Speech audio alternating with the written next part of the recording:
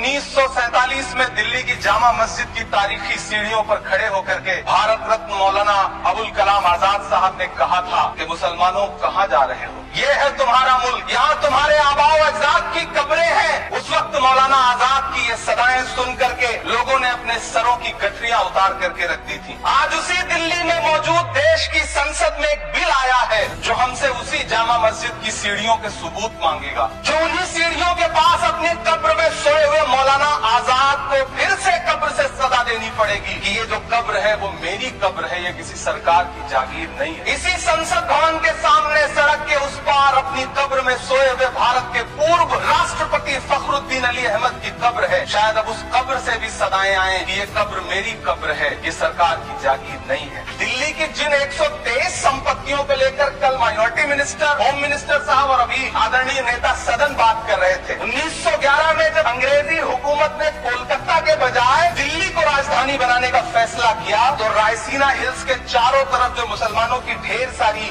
जमीनें थी उनको एक्वायर किया गया और लुटियन को इसकी तामीर की जिम्मेदारी सौंपी गई। लेकिन उस वक्त के मुसलमानों ने उस वक्त की अंग्रेजी हुकूमत से अपनी इबादत गाहों को बचाने के लिए लड़ाई लड़ी। मामला ब्रिटिश गवर्नमेंट तक पहुंचा। तब यह तय हुआ कि वो जो धार्मिक स्थल है उन्हें जस का तस रहने दिया जाएगा। ऐसी 123 संपत्तियों के मैनेजमेंट के लिए 1913 में मुसलमान वक्फ वैलिडेशन एक्ट बना और उसके बाद एक नया शहर बसाया गया जिसे लुटियंस जोन का नाम दिया गया। फिर 1943-45 के बीच एक और समझौता हुआ, उसके तहत काफी सारी वक्फ जायदादों को सुन्नी मजलिस औकाफ बनाकर उसके अंडर किया गया ताकि उसकी देख रेख की जा सके। गृह मंत्री जी 2 दिन से सदन में जो बात कह रहे हैं वो दरअसल 123 संपत्तियां सुन्नी मजलिस औकाफ के तहत आती। आजादी के बाद भारत में 1954 में वक्फ एक्ट लागू हुआ जिसकी धारा 9 के तहत 1964 में केंद्रीय वक्फ काउंसिल का गठन हुआ। दिल्ली की वही 123 प्रॉपर्टीज को 1970 में सर्वे गजट करके गजट नोटिफाई किया गया। इसके निपटारे के लिए पूर्व प्रधानमंत्री इंदिरा जी के द्वारा 1974 में बर्नी कमेटी बनाई गई। बर्नी कमेटी ने 1976 में इन 123 संपत्तियों को